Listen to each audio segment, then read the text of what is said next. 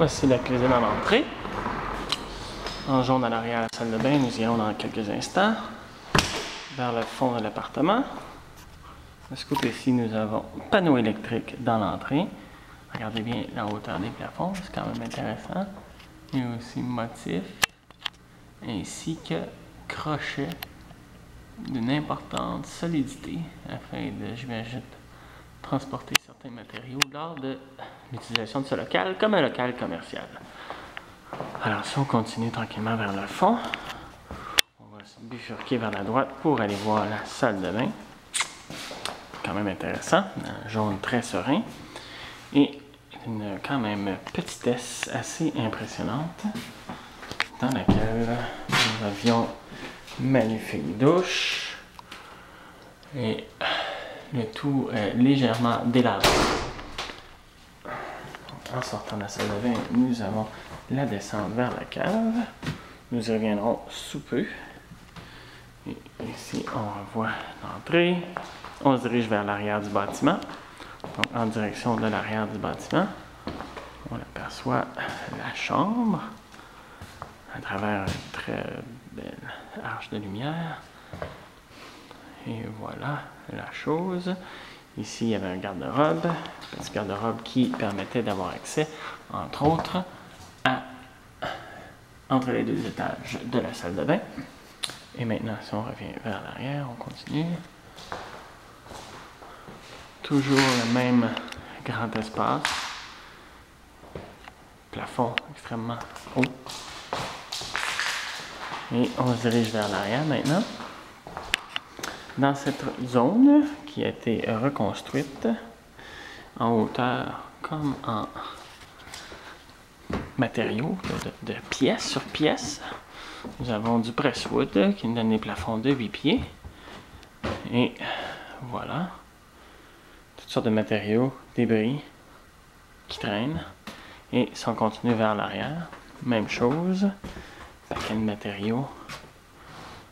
Voilà, cochonnerie, traîne, plafond de 8 pieds. Et ici avec un espace qui permet de voir le plafond original qui est lui aussi à 14 pieds. C'est un peu noir. Et lorsqu'on continue de se diriger vers l'arrière, nous avons le garage qui tranquillement s'ouvre vers nous. Voici le garage d'une très grande dimension. Et la Sainte Vierge qui nous accompagne lors de ce parcours. Ainsi que les plafonds, toujours à 14 pieds, même s'ils sont pas mal massacrés. Donc, vous voyez, lorsqu'on marche vers l'arrière, porte, ancienne vraiment porte. Paquet de débris, résidus de matériaux, même chose débris. Et là, on se dirige tranquillement. On voit l'ensemble du garage ici, avec la perspective du fond. Et lorsqu'on se dirige tranquillement vers la porte noire ici, c'est en fait la porte qui mène à l'extérieur, de ce côté-là, et vers la droite, ça fait très noir, mais c'est quand même ce qui permet de monter vers le deuxième étage. Donc, on revient sur nos pas. Jeter un œil sur la magnifique construction. En avançant.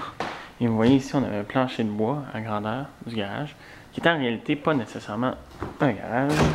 Et vous voyez, sous le plancher de bois ici, nous avons du béton qui sera tout découvert lors de la rénovation.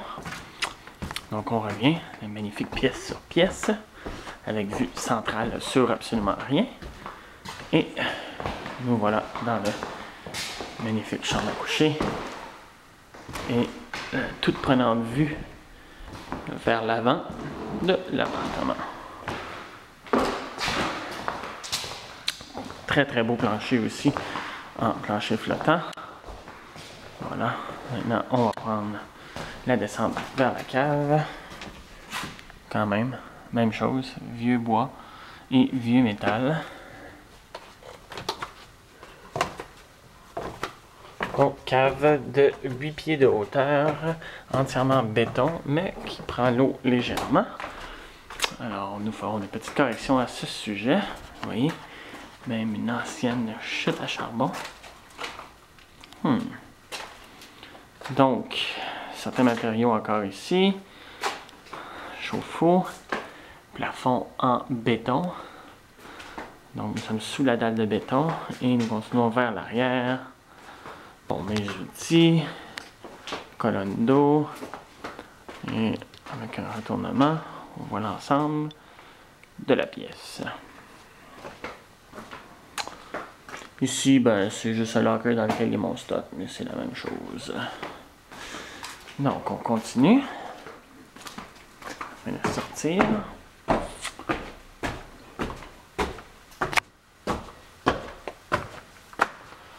On est revu sur le jaune.